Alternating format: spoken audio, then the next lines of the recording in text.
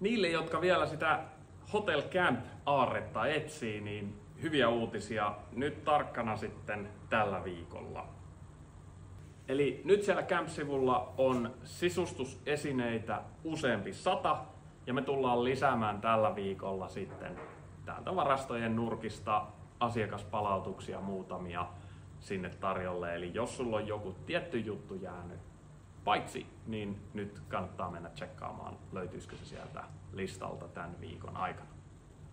Sen lisäksi, niin kuin meillä kaikilla tavaroilla on tämä hintamekanismi, eli laskevat hinnat, niin hintamekanismi on lähtenyt tykittämään niitä campingin tavaroiden hintoja, eli siellä on laskevat hinnat tällä hetkellä niissä tavaroissa. Eli kannattaa tsekata ne hinnat, mitä tuossa pari viikkoa sitten, mistä lähdettiin liikkeelle, on nyt alhaisemmat.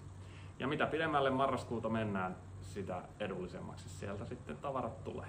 Joten nyt sinne vaan tsekkailemaan ja selailemaan niitä omia sisustuslöytöjä.